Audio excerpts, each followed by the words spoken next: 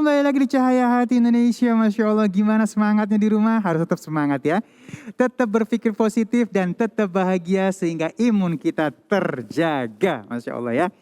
Dan baik, kita akan masuk ke dalam tema kita yang ketiga, agar musibah berubah jadi kebaikan. Gimana caranya? Langsung aja kita akan bertemu dengan guru kita yang dimuliakan Allah Subhanahu wa taala, Ustadz Erik Yusuf. Allahumma shalli ala Sayyidina Muhammad. Masya Allah. Bim, Baik.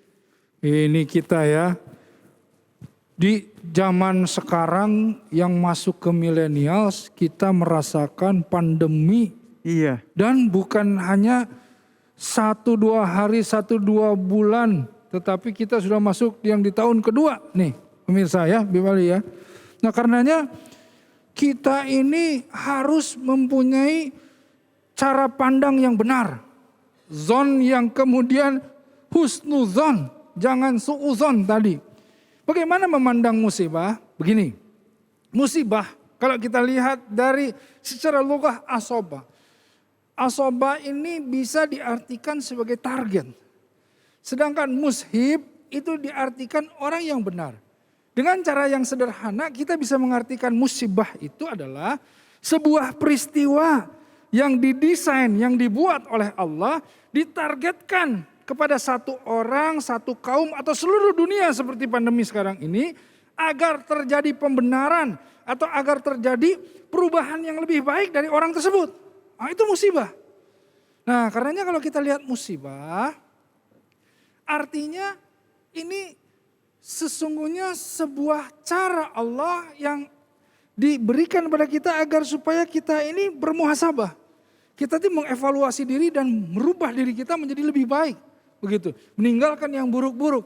Itulah sebetulnya musibah. Karenanya musibah kalau kita melihat dengan cara seperti itu akan menjadi berkah. Ingat, ma khalaqta hadza batila. Enggak ada yang Allah ciptakan itu sia-sia. Semuanya pasti bermanfaat buat kita. Semuanya akan menjadi hikmah, akan menjadi ibrah pelajaran buat kita. Kalau kita melihatnya dengan apa? Dengan kafah, dengan menyeluruh, dengan tidak menghilangkan ketauhidan dalam melihatnya. Lihat, kalau kita lihat pandemi saat ini, ya, kita harus menggunakan ilmunya Iqra. Bagaimana itu? Iqra bismi rabbikal ladzi khalaq. Nah, sebagaimana yang Allah ajarkan kepada Rasulnya, kepada kita semuanya. Bacalah. Kalau kita Iqra, melihat atau membaca itu bukan hanya huruf demi huruf. Tapi Iqra itu lebih diartikan menghimpun informasi. Nah, jadi Iqra, bacalah, himpun informasi. Bismi rabbikal ladzi khalaq. Dengan nama Rabb yang menciptakan. Nah, ini pandemi, sebetulnya siapa yang menciptakan? Nah, kan begitu. Bagaimana tiba-tiba virus ini ada dan lain-lain? Tentu ini sebagai qadarullah, ketetapan Allah, kehendak Allah. Karenanya kalau kita melihat seperti itu, apa hubungannya ini dengan Allah? Begitu. Jadi pandang ini kaitkan dengan Allah. Iqra bismi rabbikal ladzi khalaq. Dengan begini semuanya kita bisa berhusnuzon. Kita lihat bahwa musibah ini diberikan kepada seluruh dunia agar supaya apa? Seluruh dunia diingatkan bahwa tidak ada yang lebih berkuasa dari Allah. Bayangkan kalau kita orang-orang yang sombong sebagaimana Raja Namrud yang sombong yang tidak bisa dikalahkan oleh kekuatan-kekuatan yang lain. Oleh Allah dihinakan dengan apa? Dengan diberikan serangga masuk ke dalam telinga, selesai urusannya. Kita yang sombong, yang merasa kuat, yang merasa menguasai dunia dan lain-lain. Tiba-tiba Allah kasih virus yang begitu lemah. Virus COVID-19 ini lemah sekali. Kenapa? Pakai sabun aja mati dia. Tetapi kalau dia sudah masuk ke dalam tubuh, dia bahkan mematikan. Nah, ini salah satunya bagaimana kita mengambil pelajaran bahwa la haula wala quwata illa billah. Kita enggak berdaya upaya kecuali ada pertolongan Allah. Dan ketika saat ini tidak ada yang bisa memberikan pertolongan. Hasbunallah wa ni'mal wakil, ni'mal maula wa ni'man nasir. Inilah yang harus kita punya di dalam bagaimana kita memandang musibah. Kalau kita lihat musibah seperti ini, muncul kesabaran, muncul keikhlasan. Dan ingat, kalau orang sebagaimana Rasulullah SAW pernah datang, Ada orang yang bilang bahwa ini anak dari kecil sampai besar nggak pernah sakit. Kata Rasulullah apa? Berarti tidak ada kebaikan di dalam anak itu. Kenapa? Karena penyakit ternyata membawa kebaikan. Di balik penyakit ternyata ada sabar. Di balik penyakit ada istighfar. Di balik penyakit ada ikhtiar. Di balik penyakit banyak upaya, banyak ketauhidan, berserah diri, semuanya itu masuk ke dalam orang-orang yang sakit. Nah, karenanya kalau kita lihat bagaimana Allah memberikan musibah, bagaimana Allah memberikan penyakit, itu juga dalam konteks memberikan kebaikan kepada kita. Boleh jadi kita sudah terlalu lama lupa, lalai, meninggalkan Allah. Dan Allah mengingatkan kita dengan cara memberikan musibah ini. Agar supaya kita lebih dekat lagi kepada Allah. Ma khalaqta hadza batila. Tidak ada yang Allah ciptakan dengan sia-sia. Insya Allah. Masya Allah, nikmat banget ya. Tuh motivasinya buat kita hari ini ya. Dan baik, kita akan lengkapi mengenai agar musibah berubah jadi kebaikan bersama Ustazah Lisa. Baik Ustazah, memang kadang-kadang orang kalau misalnya udah dapat musibah ini langsung betting, langsung berpikir buruk, langsung seakan-akannya mengalami hal seperti itu hanya kita sendiri. Akhirnya na'udzubillah min zalik sampai dengan peaknya adalah putus asa. Dan mohon ilmunya nih Guru. Baik, izin Ustaz Erik, Bang Ali. Belum hilang dari ingatan kita sebagai bangsa Indonesia yang mengalami berbagai macam kepedihan, berbagai macam kepahitan, gelisah dan resah karena hidup susah akibat berbagai macam krisis yang melanda. Dimulai dari krisis sandang dan pangan, krisis ekonomi, belum lagi fenomena alam yang tidak bersahabat. Gempa bumi, tsunami, gunung meletus, dan kini banyak yang membicarakan virus. Makanya Ustaz Erik, Bang Roma ikut ngomong nih. Selama hidup di dalam dunia, takkan sunyi dari ujian. Lenyap yang satu, datang yang lainnya, begitulah tiada putusnya. Oleh karenanya mungkin pada 14 abad yang lalu telah Allah firmankan dalam Al-Quran, ba'da naqul a'udzubillahi minasyaitonirrajim. وَلَنَبْلُوَنَّكُمْ بِشَيْءٍ مِّنَ الْخَوْفِ وَالْجُوعِ وَنَقْصٍ مِّنَ الْأَمْوَالِ وَالْأَنفُسِ وَالثَّمَرَاتِ. Kami timpakan kepada kalian manusia-manusia minal khaufi wal ju'i, apa yang Allah timpakan, rasa takut dan kelaparan. Wa naqsim minal amwali wal anfusi was samarat, kurang harta, hilang nyawa dan buah-buahan. Apa yang Allah timpakan kepada kita manusia, dan ini berlaku sepanjang masa. Artinya tidak berlaku kemarin saja. Yang Allah timpakan yang pertama adalah minal khauf, rasa takut. Bukan hanya kepada orang awam seperti kita, bahkan ulama, profesor, doktor sekalipun pernah dilanda rasa takut. Yang kedua kelaparan. Wa naqsi minal amwal, dan kurangnya harta. Maksudnya bukan harta yang berkurang Bang Ali. Banyak hartanya berlimpah ruah, sawahnya puluhan hektar, pabriknya berjajar, tapi masih saja gentar mencari harta dengan cara yang diharamkan.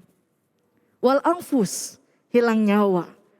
Virus yang hanya ukuran beberapa mikro saja, tapi dengan cepat bisa mengambil nyawa seseorang.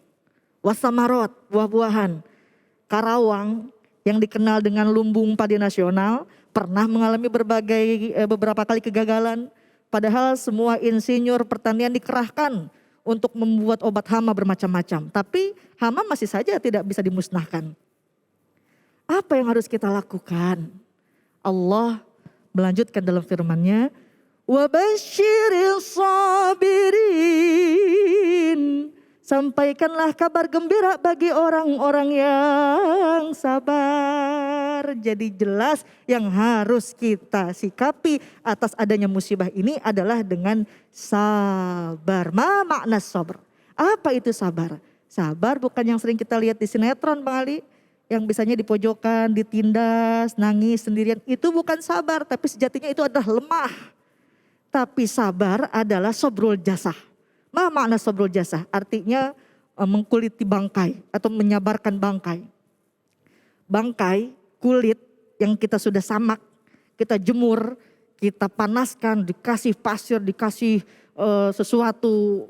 Untuk apa? Untuk dia jadi kuat. Begitupunlah kita manusia. Sabar bukan berarti lemah, tapi kita sabar artinya kita kuat. Kuat dengan semua musibah ini. Ada segala suatu solusi yang tadinya berjualan offline bisa berjualan online sekarang. Yang tadinya harus kerja di kantor bisa kerja di rumah. Mudah-mudahan dengan adanya pandemi ini, dengan adanya musibah ini menjadikan kita bermuhasabah sehingga menimbulkan kita mahabbah. Ma makna mahabbah? Cinta kepada Allah Subhanahu wa ta'ala. Wallahu a'lam bishawab. Gitu Bang Ali. Masya Allah, terima kasih Ustazah Lisa ilmunya. Sami-sami. Dan baik, jamaah yang dimuliakan Allah Subhanahu wa ta'ala, masih ada waktu kita nih ya. Memang kadang-kadang bukan hal yang mudah untuk mengerjakan sabar. Kadang-kadang kita sebagai orang-orang terdekat hanya bisa menginformasikan sabar. Innallaha ma'as-sabirin. Terus ada yang dijawab lagi, iya kita tahu harus sabar, tapi kan kita yang ngerasain nih. Gitu kan. Nah, selain sabar mungkin apa yang kira-kira bisa mendukung kesabaran itu jadi sebuah kita harus kekuatan ketahui gitu. terlebih dahulu. Sayyidina Ali radhiyallahu an pernah mengatakan, sabar itu ibarat kepala dan badan. Jadi kalau sabar itu hilang, sama dengan kepala kita hilang.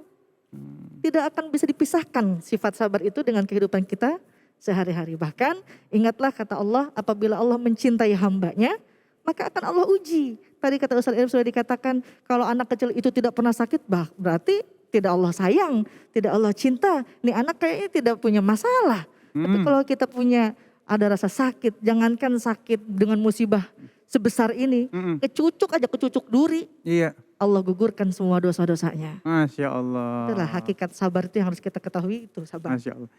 Karena kita ketahui juga apa fadilahnya. Apa fadilahnya? Fadilahnya itu adalah ketika kita disayang oleh Allah, ketika kita dicintai oleh Allah, diingat oleh Allah, maka akan Allah uji.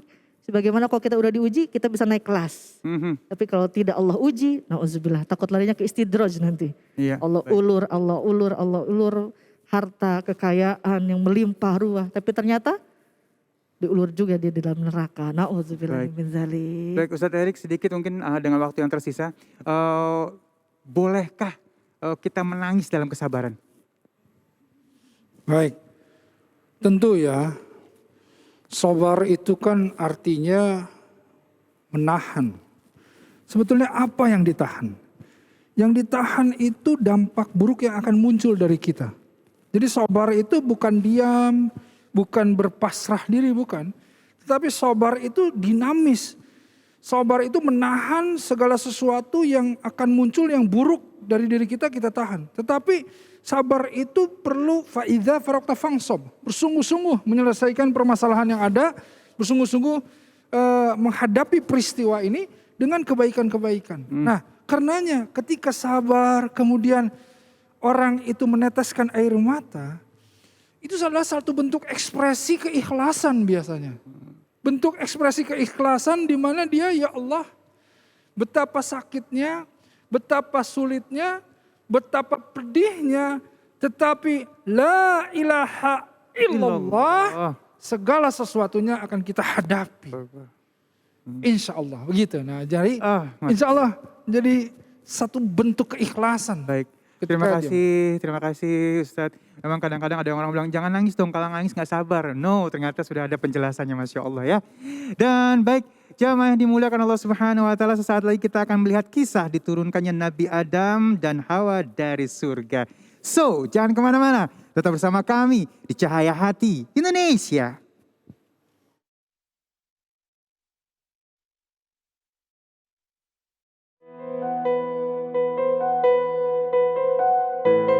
Sebagai seorang muslim yang beriman, pasti ingin mendapatkan keselamatan di dunia maupun di akhirat.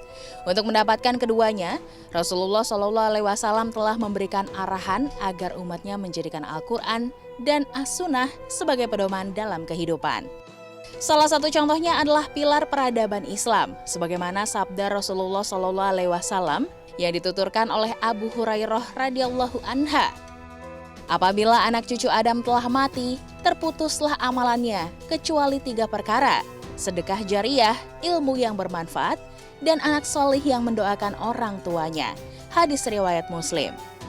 Pada hakikatnya, ketiga hal tersebut merupakan pilar dari peradaban Islam yang harus dimaksimalkan, mulai dari ekonomi, ilmu pengetahuan dan teknologi, serta sumber daya yang cakap, terampil, beriman, dan bertakwa.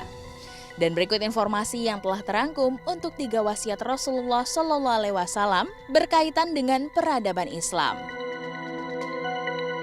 Wasiat pertama, perkuatan basis ekonomi. Kegiatan ekonomi adalah bagian integral dari muamalat yang berhubungan erat dengan aspek akidah, ibadah, maupun akhlak.